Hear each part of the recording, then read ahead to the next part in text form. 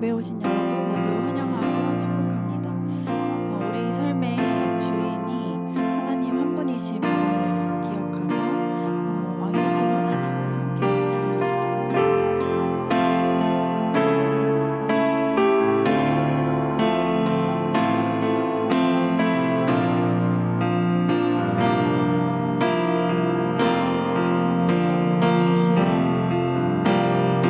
왕이신 나의 하나님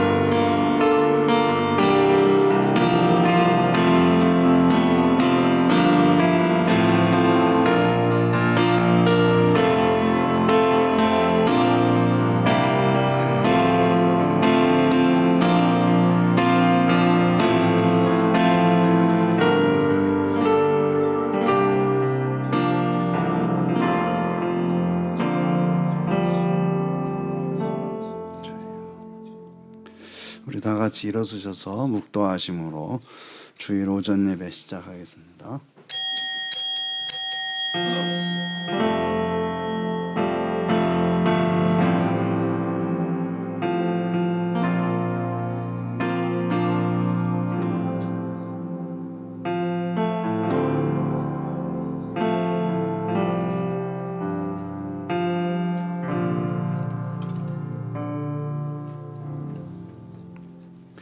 그때 이리가 어린 양과 함께 살며 표범이 어린 염소와 함께 누우며 송아지와 어린 사자와 살진 짐승이 함께 있어 어린 아이에게 끌리며 암소와 곰이 함께 먹으며 그것들의 새끼가 함께 엎드리며 사자가 소처럼 풀을 먹을 것이며 젖먹는 아이가 독사의 구멍에서 장난하며 젖된 어린아이가 독사의 굴에 손을 넣을 것이라.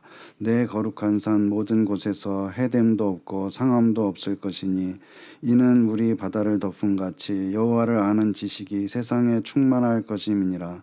그날에 이새의 뿌리에서 한 싹이 나서 만민의 기치로 설 것이요 열방이 그에게로 돌아오리니 그가 거한 곳이 영화로우리라. 아멘. 여호와 하나님 감사합니다. 주님 사랑하시는 하나님의 백성들 하나님 앞에 이 시간 나와서 머리를 숙이고 사랑하는 마음으로 또한 예배합니다. 주님 이 시간에 이 자리에 임하시고 우리의 예배를 기쁘게 받으시고 우리를 다시 한번 새롭게 하여 주시옵소서. 주님의 은혜 베풀어 주실 것을 믿사옵고 예수님의 이름으로 기도드립니다. 아멘. 찬송 69장입니다. 69장.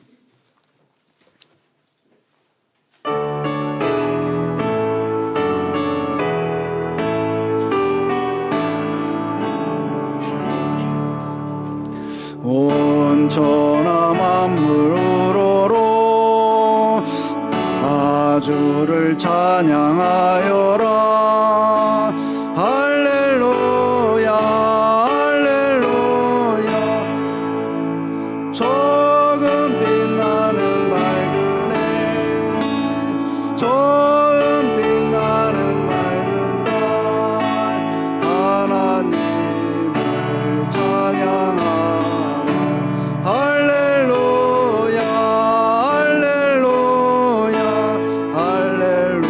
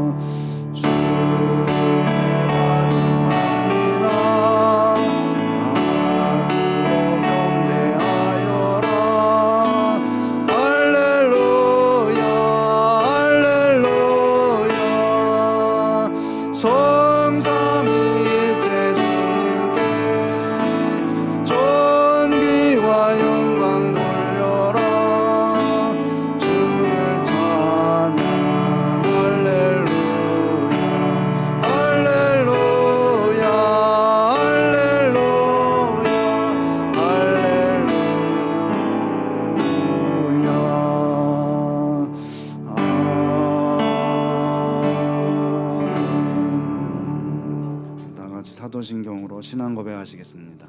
전능하사 천지를 만드신 하나님 아버지를 내가 믿사오며 그 외아들 우리 주 예수 그리스도를 믿사오니 이는 성령으로 잉태하사 동정녀 마리아에게 나시고 본디오 빌라도에게 고난을 받으사 십자가에 못 박혀 죽으시고 장사한 지 사흘 만에 죽은 자 가운데서 다시 살아나시며 하늘에 오르사 전능하신 하나님 우편에 앉아 계시다가 저리로서 산자와 죽은 자를 심판하러 오시리라. 성령을 믿사오며 거룩한 공예와 성도가 서로 교통하는 것과 죄를 사하여 주시는 것과 몸이 다시 사는 것과 영원히 사는 것을 믿사옵나이다. 아멘. 자리에 앉으시고요. 교동문 59번 시편 136편의 말씀 함께 교독하겠습니다. 여호와께 감사하라. 그는 선하시며 그 인자하심이 영원하미로다. 신들 중에 뛰어난 하나님께 감사하라. 그 인자하심이 영원하미로다. 주들 중에 뛰어난 주께 감사하라. 그 인자하심이 영원하미로다. 홀로 큰 기이한 일들을 행하시는 이에게 감사하라. 그 인자하심이 영원하미로다. 지혜로 하늘을 지으신 이에게 감사하라. 그 인자하심이 영원하미로다. 땅을 물 위에 펴신 이에게 감사하라. 그 인자하심이 영원하미로다. 큰 빛들을 지으신 이에게 감사하라. 그 인자하심이 영원하미로다. 해로 낮을 주관하게 하신 이에게 감사하라. 그 인자하심이 영원하미로다. 달과 별들로 밤을 주관하게 하신 이에게 감사하라. 그 인자하심이 영원하미로다. 애굽의 장자를 치신 이에게 감사하라. 그 인자하심이 영원하미로다. 이스라엘을 그들 중에서 인도하여 내신 이에게 감사하라. 그 인자하심이 영원하미로다. 강한 손과 펴신 팔로 인도하여 내신 이에게 감사하라. 그 인자하심이 영원하미로다. 아멘. 찬송 197장입니다.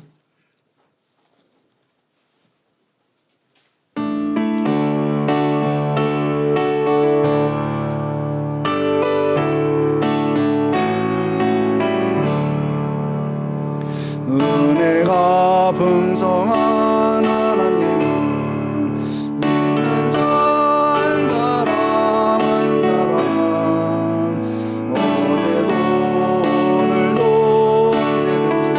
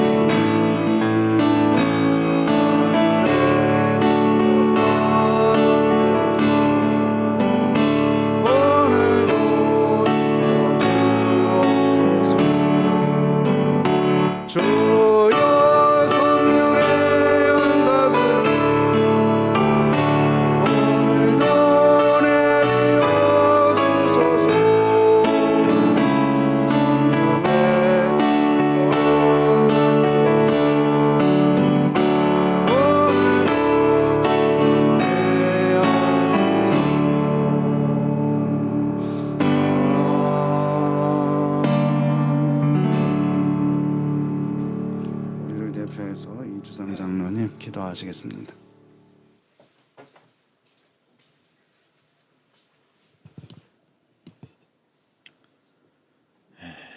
사랑과 은혜가 충만하시며 존귀와 영광을 받으시기에 합당하신 우리 아버지 하나님, 항상 살아계셔서 우리가 살아가는 삶 속의 그 터전 속에서도 매 순간순간 우리들을 지켜주시고 함께하시고 도와주신 것 생각할 때 너무나 감사함을 드리옵나이다.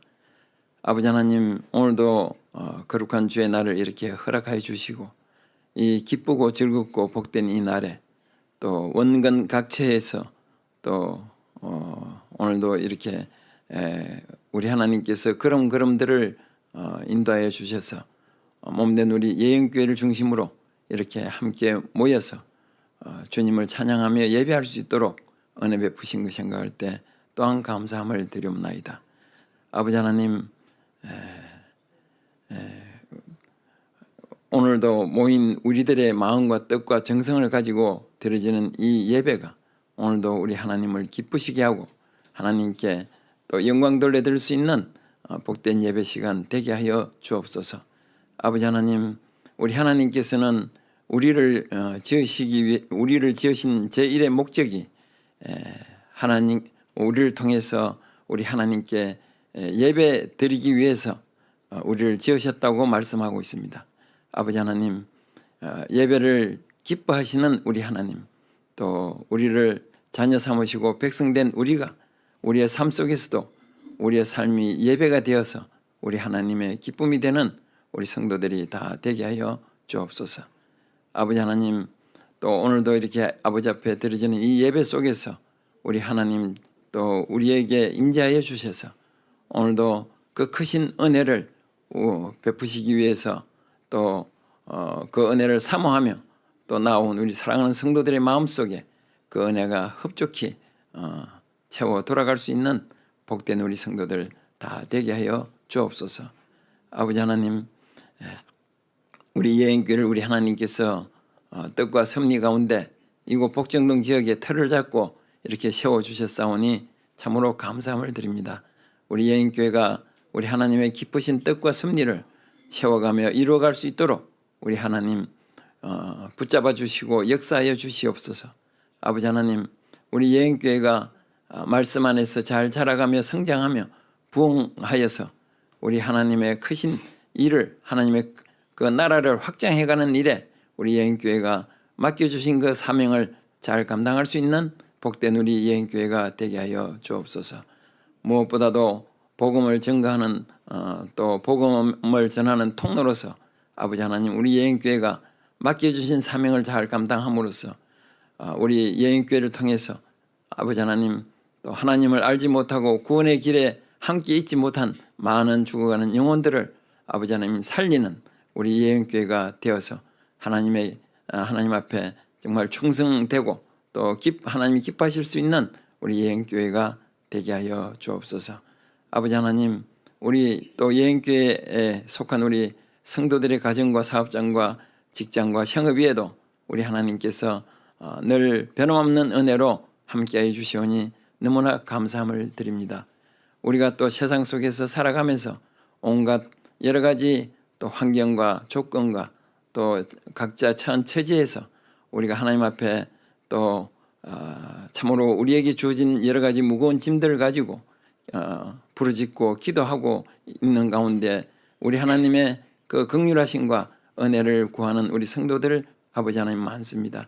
아버지 하나님, 우리의 기도와 그 간구를 하나님께서 들으시고 또 우리의 그 무거운 짐들을 우리의 무거운 짐들로 인해서 우리가 쓰러지고 넘어지지 않도록 낙심하지 않도록 우리 하나님 우리 하나님께서 나의 짐은 또 가볍고 쉽다고 말씀하신 그 짐으로 물이 변화의 포도주가 된 것처럼 우리에게 주어진 이 짐들이 주님께서 지어주시고 주님이 주신 그 가볍고 쉬운 짐으로 우리가 참으로 은혜를 통해서 우리가 변화를 받게 하여 주시고 그 환경들이 변해서 우리가 더욱더 하나님을 감사하며 하나님께 또 영광 돌릴 수 있는, 그래서 우리의 모든 삶이 평안히 충만해질 수 있는 우리 성도들이 다 되게 하여 주옵소서.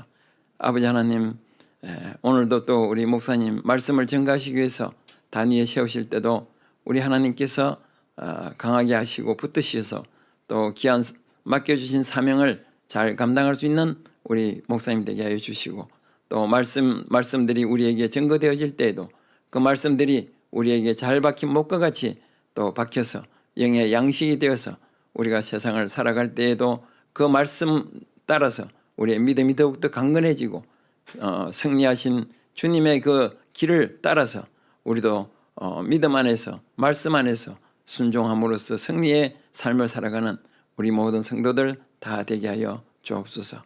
아버지 하나님, 오늘도 이제 또 예배를 시작하였사오니 마치는 시간까지도 우리 하나님께서 함께하여 주시고 홀로 영광받아 주실 줄 믿사옵고 감사함을 드리며 예수님 이름으로 기도드리옵나이다.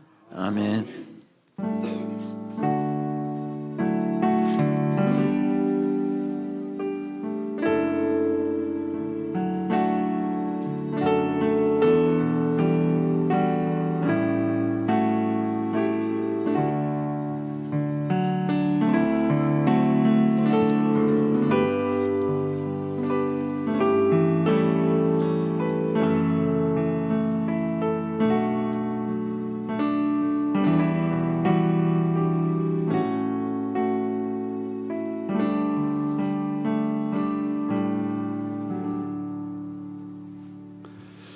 성경 말씀 보겠습니다. 다니엘 5장 29절 말씀.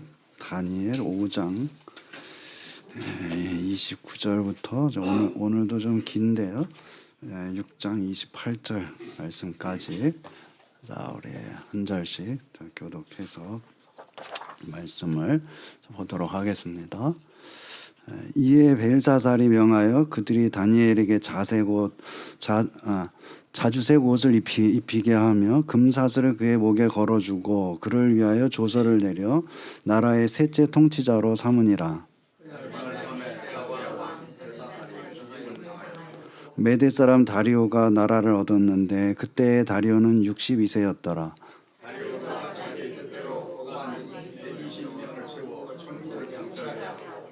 또 그들을 위해 총리 셋을 두었으니 다니엘이 그 중에 하나이라. 이는 고관들로 총리에게 자기의 직무를 보고하게 하며 왕에게 손해가 없게 하려 함이었더라.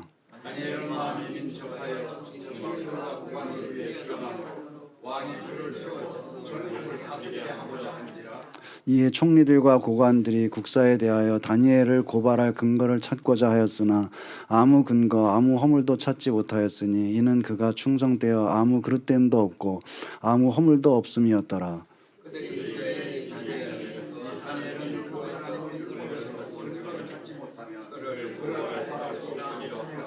이에 총리들과 고관들이 모여 왕에게 나아가서 그에게 말하되 다리오 왕이여 만수무강하옵소서. 나라의 모든 총리와 지사와 청독과 법관과 관원이 의논하고 왕에게 한 헌법을 세우며 한 금령을 정하실 것을 구하니라. 왕이여 그것은 곧 이제부터 30일 동안에 누구든지 왕 외에 어떤 시대가 사람에게 무엇을 구하면 사자굴에 던져놓기로 하는 것입니다. 그런즉 왕이여 원하건대 금령을 세우시고 그 조서에 왕의 도장을 찍어 메대와 바사에 고치지 아니하는 규례를 따라 그것을 다시 고치지 못하게 하옵소서 하매.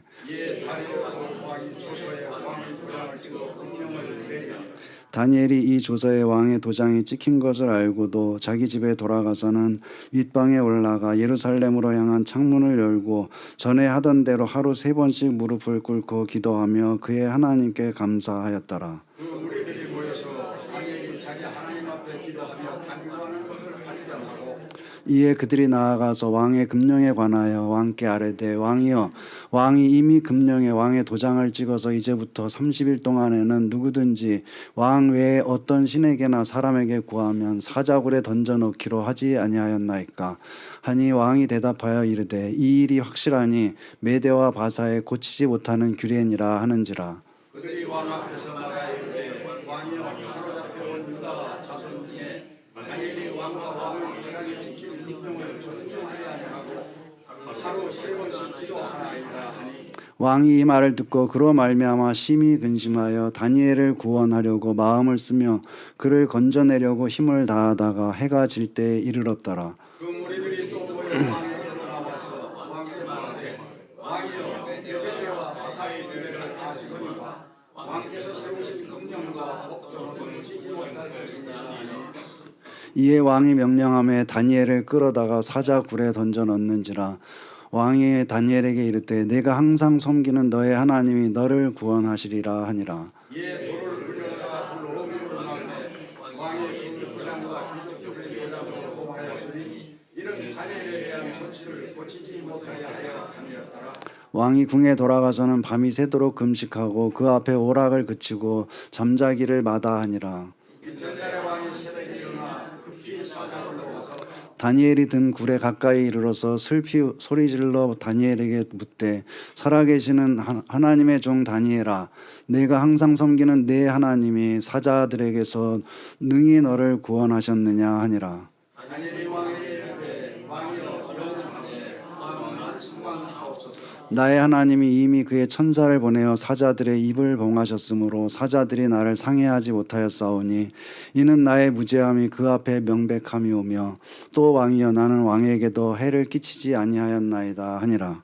왕이 심히 쫓아내하여 다니엘을 굴에서 올라오게 하매 그들이 다니엘을 굴에서 올라오는즉 그의 몸이 조금도 상하지 아니하였으니 이는 그가 자기 하나님을 믿음이었더라. 왕이 말하여 다니엘을 참소한 사람들을 끌어오게 하고 그들의 처자들과 함께 사자굴에 던져 넣게 하였더니 그들이 굴 바닥에 닿기도 전에 사자들이 곧 그들을 움켜서 그 뼈까지도 부서뜨렸더라. 이에 다니엘 왕이 온 땅에 있는 모든 백성과 나라들과 언어가 다른 모든 사람에게 조서를 내려 이르되 원하건대 너희에게 큰 평강이 있을지어다. 내가 이제 조서를 내리노라. 내 나라 관할 아래에 있는 사람들은 다 다니엘이 하나님 앞에서 떨며 두려워할지니 그는 살아계시는 하나님이시오 영원히 변하지 않으실 이시며 그의 나라는 멸망하지 아니할 것이요 그의 권세는 무궁할 것이며 그는 구원도 하시며 건져내기도 하시며 하늘에서든지 땅에서든지 이적과 기사를 행하시는 이로써 다니엘을 구원하여 사자 입에서 벗어나게 하셨으니라 하였더라. 이 다니엘이 다리오 왕의 시대와 바사 사람 고레스 왕의 시대에 형통하였다. 아멘. 네, 감사합니다. 좀 길게 읽었는데 우리 내용을 좀 파악하고 하기 위해서 이렇게 읽었습니다. 저 옆에 분들하고 한번 인사를 나누시고 저 뒤에 분들하고도 네, 감사합니다. 네, 우리 하나님 은혜가 참 모든 성도들 또 지켜주시고 또 성도들의 가정에 하나님 복이 함께 하시기를 주의 이름으로 축원합니다. 오늘은 이제 지난주에 이어서 이제 오늘 우리가 다니엘서의 말씀을 좀 보겠는데요. 지난주에는 이제 다니엘의 세 친구, 이제 사드락, 메삭, 아벳느고가 이제 그 우상을 만들어 놓고 이제 절하라고 했는데 절하지 않음으로 해가지고 이제 풀무불에 던져졌다가 그대로 이제 살아나온 그 세 사람을 던졌는데 이제 네 사람이 거기 있었다는 것이죠. 그래서 이제 하나님이 언제나 함께 하신다라는 것을 이제 우리가 봤고 또 이제 여기에 오늘 본문에서는 이제 다니엘이 당한 그런 일들을 우리가 생각해 보도록 하겠습니다.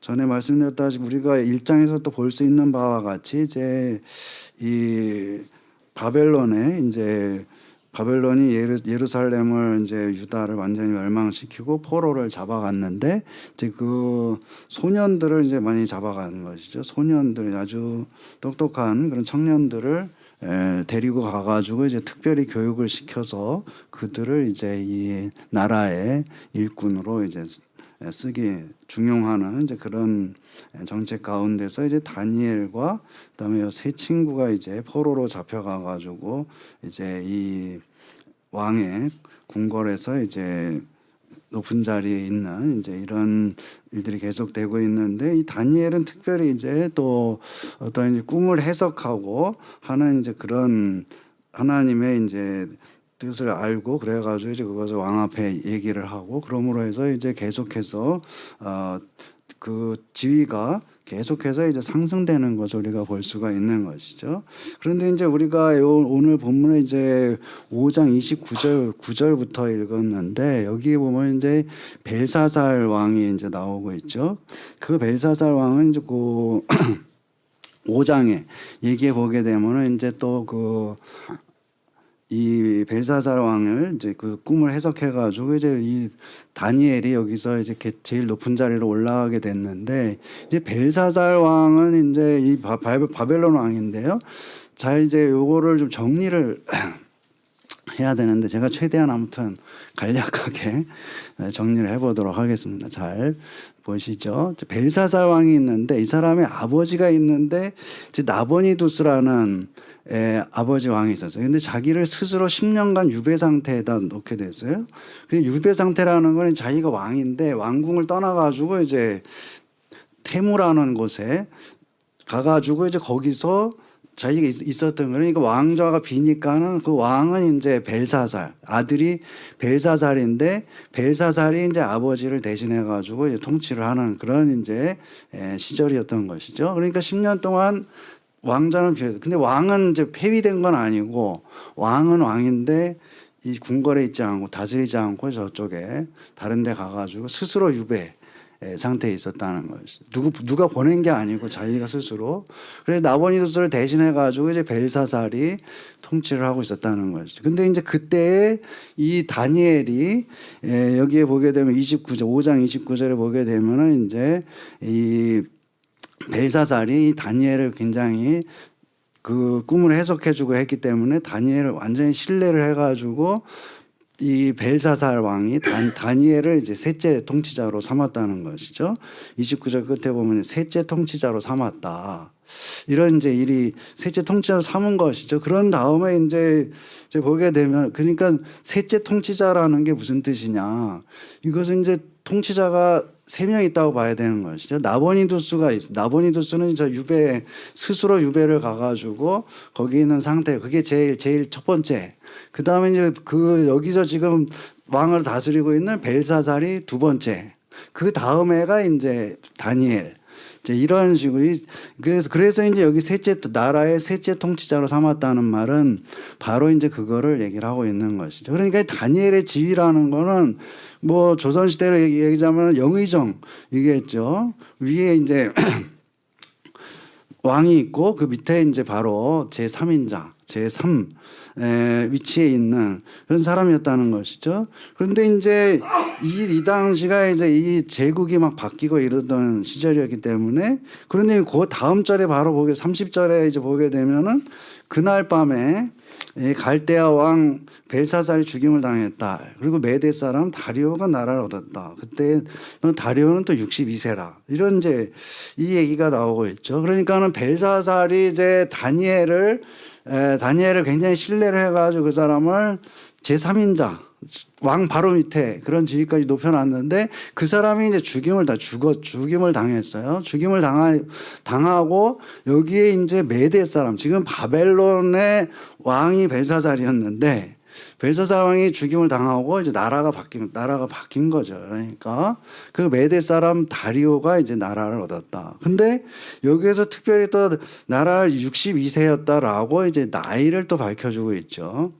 그러니까 이 나이를 밝혀주고 있는 것은 이 사람이 이제 또 그 다음에 보게 되면은 이제 이 나라가 이제 이렇게 바뀌는데요. 맨 처음에 갈대아가 이제 여기 성경에 이제 갈대아라고 나오는데 갈대아는 바빌로니아를 얘기하는 거고 그러니까 갈대아의 바빌론의 이제 마지막 왕이 벨사살 왕이죠. 근데 이제 나라가 바뀌었어요. 나라가 바뀌어가지고 메대가 됐는데 이 메대 또는 메대는 이제 메디아라고 하고 세계사 책에서 이제 바사는 이제 페르시아라고 하는 것인데 중간에 이제 메대 바사가 이제 같이 있어 거기 왕이 이제 오늘 우리가 다니엘 얘기가 나오는 다리오 왕이 근데 여기도 약간 이제 좀 사연이 좀 있는데요. 다리오 왕이 이제 왕인데 이 사람이 사위가 있어요. 사위가 고레스 왕인데 여기에 이제 갈대아 바빌론이 망하고 벨사살 왕이 죽으니까 망했고 그 다음에 이제 바사가 들어서게 되는데 그 중간에 약 2년 정도 이제 이 교체기가 되면서 약간 이제 혼란스럽기도 하고 이제 제국이 바뀌게 되는 그런 시기가 있는 약 2년 동안 이제 다리오가 2년 동안 다스리게 되죠. 근데 고레스는 다리오는 말하자면 고레스의 장인이죠. 그러니까 고레스 왕이 페르시아의 바사의 첫 번째 왕이 되는데 그 사람은 다리오의 사위라라는 것이죠. 그러니까 이제 여기서 62세라고 하는 것은 이 당시에 이제 이 사람이 나이 많아서 거의 이제 죽게 됐다는 거를 죽을 나이가 됐다는 걸 얘기를 하고 있는 것이죠.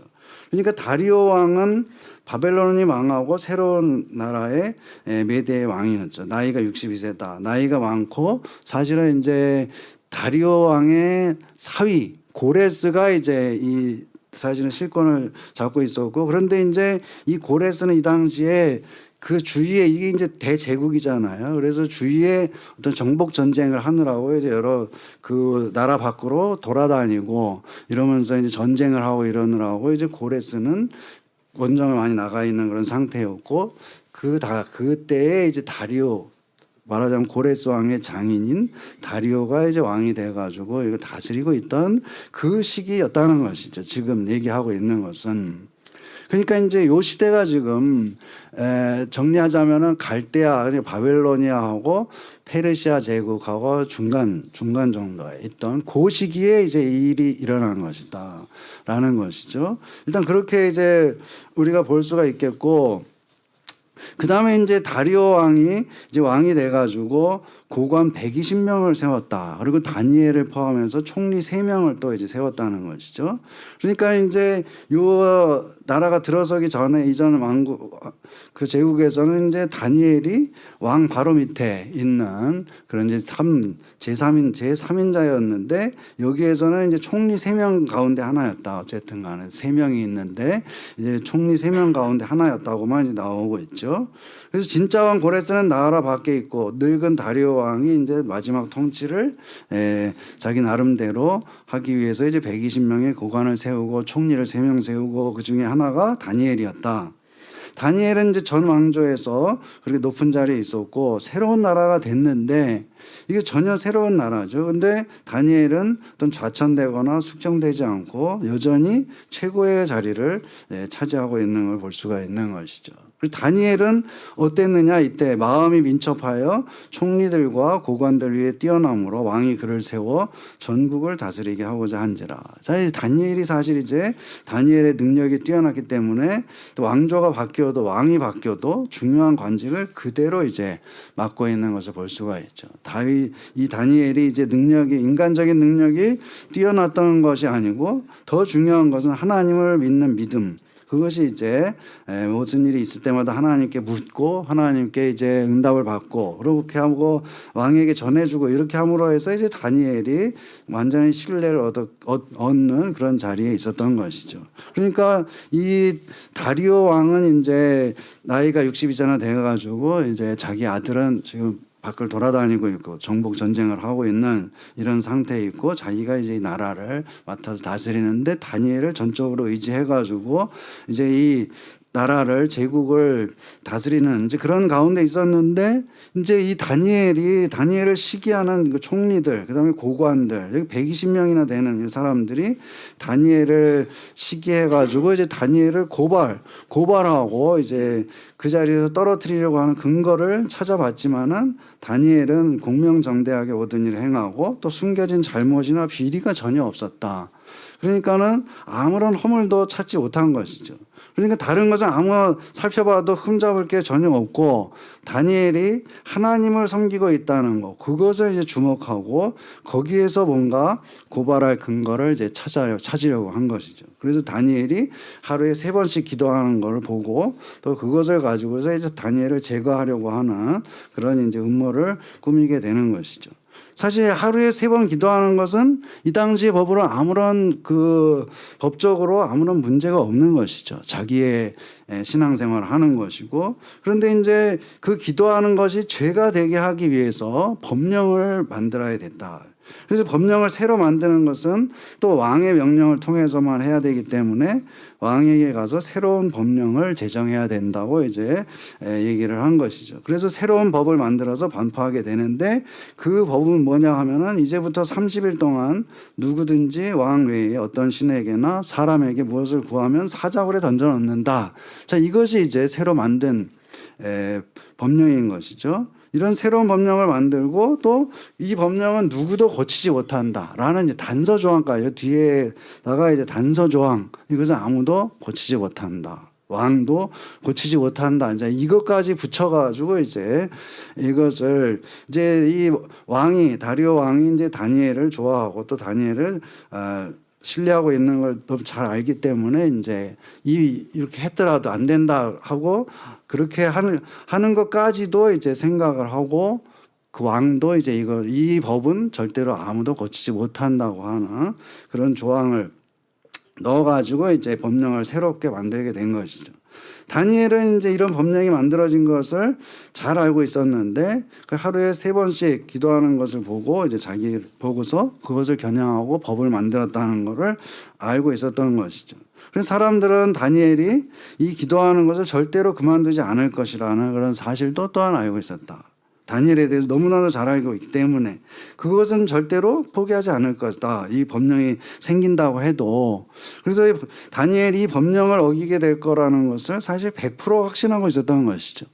이렇게 이제 법령이 반포됐으니까 다니엘을 사자굴에다가 던져 넣어서 죽일 수가 있을 것이다 라고 믿어 의심치 않았는데 사실 다리오 왕이 여기에 이제 62세가 됐고 그 다음에 이제 이 신하들에게 아첨하는 신하들에게 속아 넘어간 것으로 보일 수도 있겠고 또는 이제 여기에 이제 이 실제 고레스가 자기 사위가 이제 모든 실권을 사실은 갖고 있고 이 사람이 다리오 왕은 이제 어떤 이제 말년을 보내고 있는 이런 시점에서 자기가 다니엘을 뒤에 보게 되면 다니엘을 엄청 이제 신뢰하고 되게 좋아하는 걸 볼 수가 있죠. 그런데 이 법령에다가 다니엘을 잡으려고 이런 법령을 만드는 줄 알았으면 절대로 제거하지 않았겠죠. 어쨌든 간에 이 법령이 생겼는데도 다니엘은 똑같이 그렇게 행하고 있었다. 빗방에 올라가서 예루살렘으로 향한 창문을 열고 하루 3번씩 무릎을 꿇고 기도하여 하나님께 감사했다. 자, 이것이 이제 이 창문을 열고 있고 사람들이 볼 수 있는 그런 상태. 그다음에 3번씩이나 이제 무릎을 꿇고 있고 또 기도하고 또 하나님께 감사했다. 그러니까는 여기에 이제 이 다리오 왕을 통해서 반포된 이 법령 30일 누구 왕 외에 어떤 신에게나 사람에게 무엇을 구하면 여기에 이제 다 저촉이 되는 것이죠. 그렇기 때문에 저들에게 명백한 증거를 이제 제공한 그런 셈이 된 것이죠. 창문을 열고 누구나 다 볼 수 있게 했고 또 이제 무릎을 꿇고 분명히 기도하는 자세고 그다음에 하나님께 또 감사하는 말을 하고. 자, 이것은 여기에서 이제 이 다리오 왕이 반포한 그 명령, 그 법에 완전히 어기는 그런 모습을 이제 다니엘이 보여준 것이죠. 다니엘은 분명히 알고 있었음에도 불구하고 이 일을 계속했던 것이죠. 다리오 왕에게 다니엘을 고발하니까 왕은 어떻게 해서든지 다니엘을 구해내려고 한 것을 볼 수가 있죠. 다니엘을 구원하려고 마음을 쓰며 그를 건져내려고 힘을 다하다가 해가 질 때에 이르렀더라. 자, 이건 왕은 여기서 이제 지연 작전을 까지 써가면서 사태를 회피해 보려고 했던 것으로 이제 볼 수가 있는 것이죠. 해가 질 때까지 막 여러 가지 핑계를 대면서 이렇게 결론이 나지 않으니까 이제 밤 지나면 이제 끝날 수도 있겠지 하는 그런 생각을 했는데 아침에 와서 다시 이제 왕을 압박하고 이 법령을 다시 고치지 못한다고 하는 그런 단서 조항까지 들이대면서 왕을 몰아가고 있는 것이죠. 왕은 어떻게 할 수 없어가지고 다니엘을 끌어다가 사자굴에 넣으라는 명령을 왕이 내릴 수밖에 없었던 것이죠. 왕은 사자굴로 가는 다니엘에게 이렇게 말하고 있죠. 내가 항상 섬기는 너의 하나님이 너를 구원하시리라.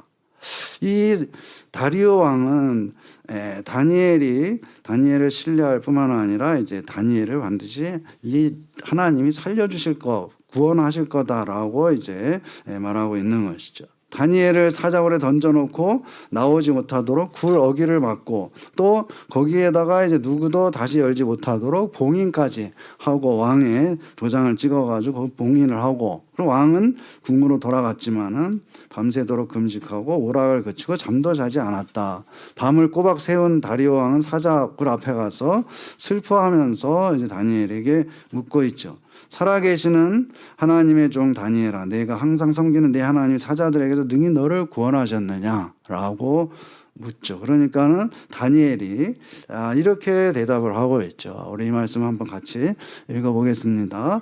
나의 하나님이 이미 그의 천사를 보내어 사자들의 입을 봉하셨으므로 사자들이 나를 상해하지 못하였사오니 이는 나의 무죄함이 그 앞에 명백함이 오며 또 왕이여 나는 왕에게도 해를 끼치지 아니하였나이다. 아멘.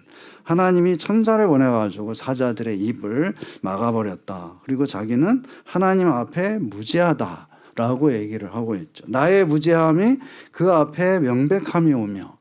자, 이 말을 하는 것은 다니엘은 사람들 따위는 사실 신경 쓰지 않았다는 것을 볼 수가 있죠. 사람들 120명 되는 또 총리들 다른 2명 있지만은 그 사람들이 자기를 죽이려고 자기를 미워하고 어떻게 하고 이거에 대해서는 전혀 신경 쓰지 않았다. 그런데 다니엘이 계속해서 생각했던 것은 나의 무죄함이 그 앞에 명백하다. 하나님 앞에 혹시라도 내가 잘못한 것이 있지 않을까. 그 생각을 계속하고 있었다는 것이죠. 하나님 앞에서 하나님의 판단만을 생각하고 행동했다.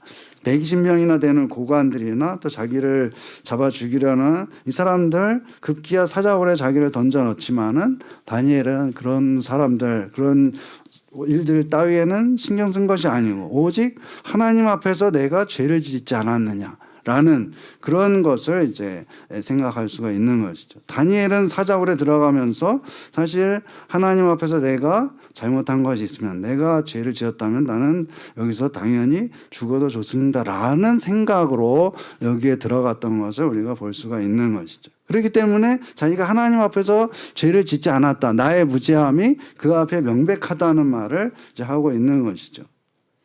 다니엘을 굴에서 올리니까 그의 몸이 조금도 상하지 않고 이는 그가 자기 하나님을 믿음이었더라. 이렇게 성경이 얘기를 해주고 있죠. 다니엘은 자기의 하나님을 믿었다.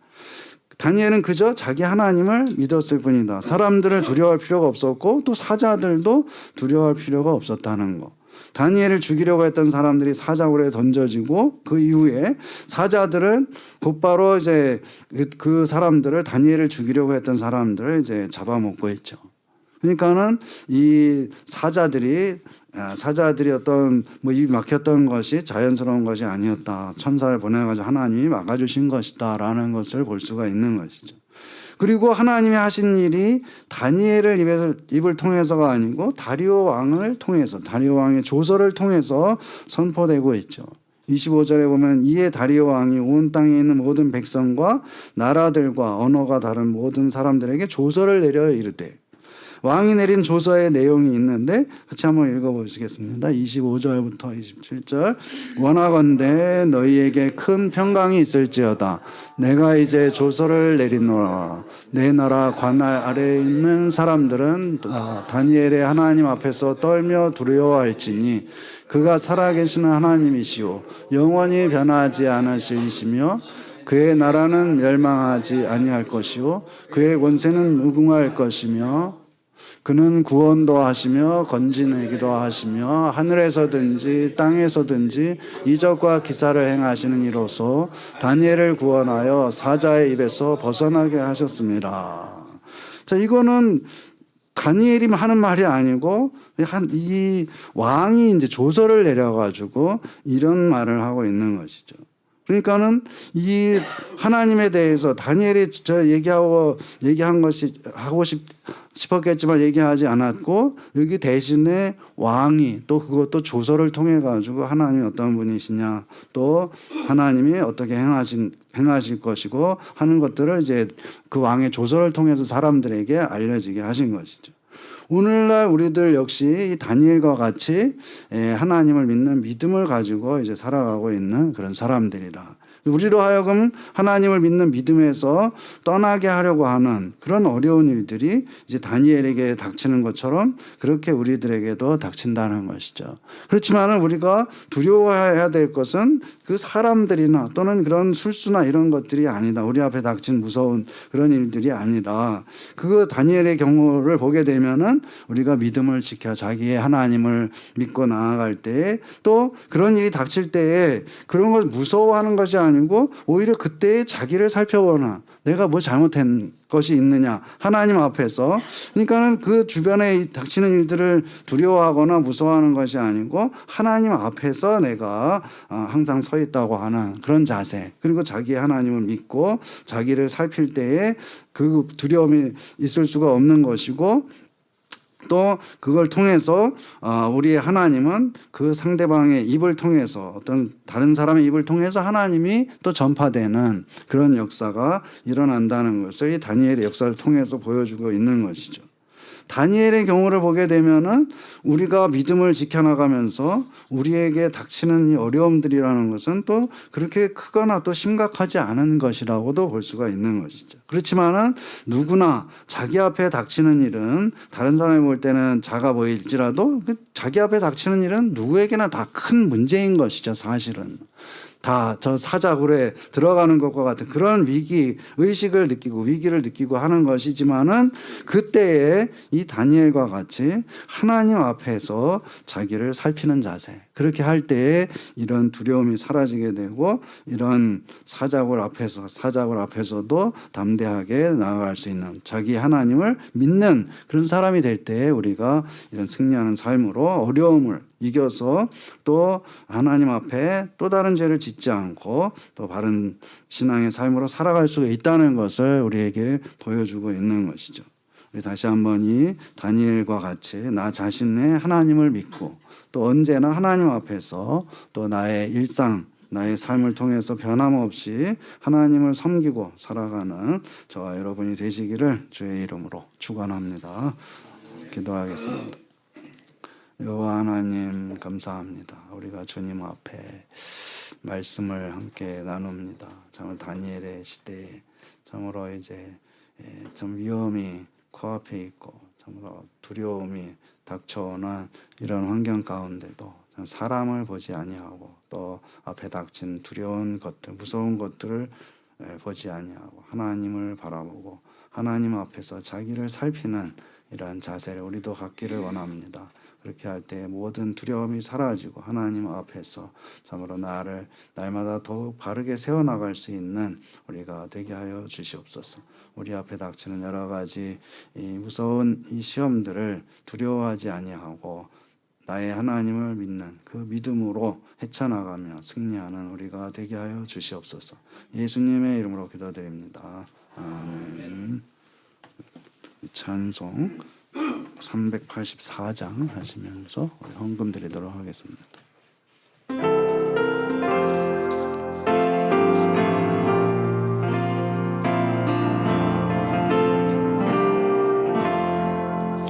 나의 갈 길 나가도 예수 인도하시니 내 주 안에 있는 그는 어찌 심하리요.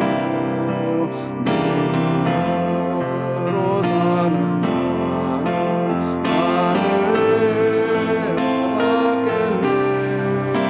무슨 일을 만나든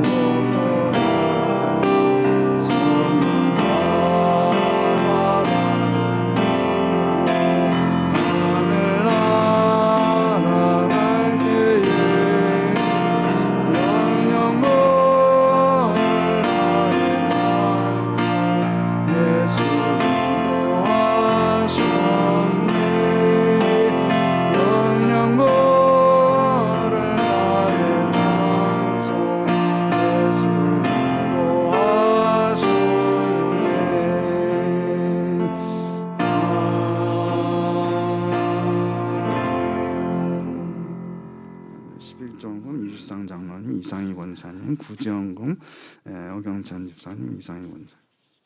무명으로 성경금 무명으로 범사에 감사합니다. 조덕근 이상로 범사에 감사합니다. 김석환 장로님, 감사헌금 문동기 집사님, 감사헌금 이채원 성도, 감사헌금 이교선 집사님, 감사헌금 유차행 성도, 당진 순복음교회 원재옥 권사, 우리 저 유진경 저 어머님 내신 분들 맞죠? 감사헌금 드렸습니다. 우리 감사헌금도 무명으로 또 감사헌금 우리 조영수 성도 드렸습니다. 자, 헌금을 위해서 기도하겠습니다. 주님 감사합니다. 우리를 하나님 은혜 가운데 인도하시니 감사합니다. 이제 더욱 하나님의 은혜 가운데 우리가 바로 서게 하시고 또 이제 하나님 의지하여 평생에 걸쳐 하나님께 감사하는 삶이 되게 하여 주시옵소서. 11정금을 주님 드립니다. 하나님 받으시고 하나님 은혜 가운데 그 모든 일들에 축복하시고 인생의 모든 수고가 헛되지 않도록 주님께서 지켜주시고 아름다운 결실로 맺어지게 하여 주시옵소서. 또한 감사헌금을 드립니다. 주님 받으시고 하나님 은혜 가운데 늘 감사가 넘쳐나는 복된 삶이 되게 하여 주시옵소서. 또한 하나님 아버지 구제헌금을 드립니다. 하나님 은혜 가운데 인도하시고 주님 도와주셔서 참으로 이제 미혼모 가정에 주님 찾아가시고 저들에게 크신 위로와 평강을 베풀어 주시옵소서. 또한 성경금을 드립니다. 선교지에서 오병이어로 나타나는 귀한 예물이 되게 하여 주시옵소서. 또한 하나님 아버지 이제 이 교회에 속한 모든 성도들 각 가정에 축복하시고 하나님 은혜 가운데 이 모든 일들을 인도하시고 또한 가정의 사업과 직장이 잘 되고 자녀들의 앞날을 하나님께서 열으시고 은총을 베풀어 주시기를 간절히 바라고 원하옵나이다. 오늘 주일 말씀입니다. 주님 안에서 평안하고 안식하며 주님 기뻐하시는 그런 다시 한번 주님을 기뻐하며 또한 새로운 힘을 얻을 수 있는 귀한 시간들이 되게 하여 주시옵소서. 예수님의 이름으로 기도드립니다. 아멘. 네, 광고 말씀드리겠습니다. 우리 하루에 한 성경 한 장 이렇게 계속 하고 있는데 잘 참여하시길 바라고요. 우리 교회에서 헌금 보내고 있는 선교사님들 농어촌 교회 또 미혼모 가정들 위해서 기도해 주시길 바라고요. 또 학생들과 우리 청년들 위해서 특별히 기도 많이 해주시기 바라고요. 다음 주일은 어린이 주일로 지키겠고, 그다음에 그 다음 주일은 어버이 주일로 지키도록 하겠습니다. 그리고 이제 오늘 그 유진경 학생 그 어머님 여기 또 감사한 하셨는데 그 어머님이 원재옥 권사님이신데 거기 떡을 좀 가져오셨어요. 또 그래서 떡하고 또 뭐지 피망, 파프리카 가지고 오셔가지고 갖다 놔두셨더라고요. 그래서 이따가 점심 시간에 드시면서 같이 그리고 또 우리 특별히 학생들 위해서 많이 기도해 주시기를 바랍니다.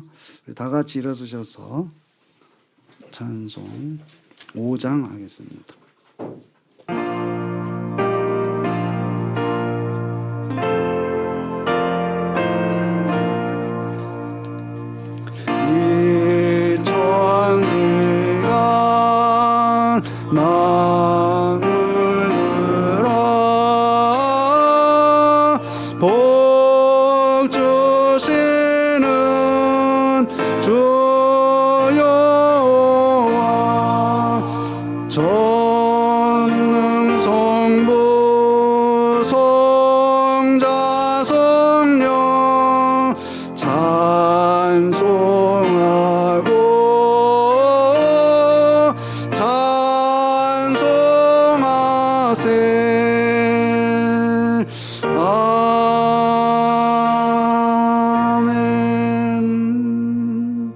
기도하겠습니다. 이제는 우리 구주 예수 그리스도의 은혜와 하나님 아버지의 무한하신 사랑하심과 성령 하나님의 위로 교통 충만케 하시는 역사가 오늘도 다니엘과 같이 하나님 앞에서 하나님을 섬기며 자기의 하나님을 믿고 여러 가지 일들을 헤쳐나가고 하나님 앞에 더욱 바른 삶으로 살아가는 모든 주의 백성들 머리 위에 이제로부터 영원토록 함께 있을지어다.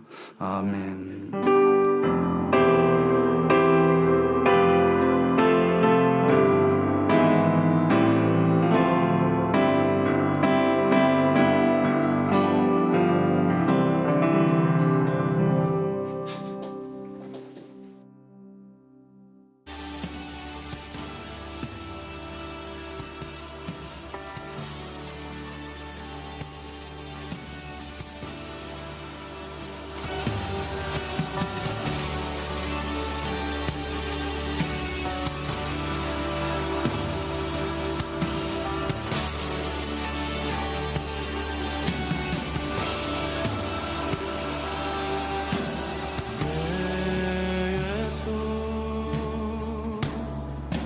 하나님의 공의